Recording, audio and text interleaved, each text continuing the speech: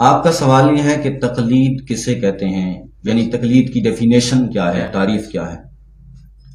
آسان الفاظ میں یہ ہے کہ دلائل والی بات کو بغیر دلیل کا تقاضا کیے مان لینا، یہ تقلید ہے۔ سبحان اللہ۔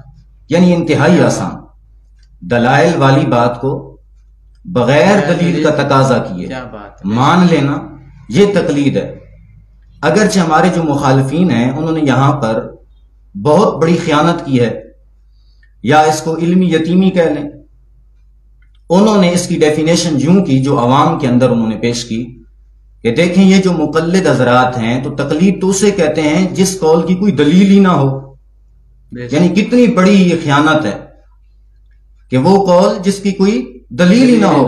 حالانکہ یہ نہیں ہے، ایسے علمی یتیموں کو چاہیے کہ وہ پہلے دیکھیں کہ ہم تشریح کس لحاظ سے بیان کر رہے ہیں۔ ایسا نہیں ہے، تقلید کا معنی یہ ہے کہ دلائل تو ہیں، بے شک دلائل ہیں، مگر دلیل کا تقاضا نہیں کیا جا رہا، بغیر دلیل کے ہی اس کو مانا جا رہا ہے۔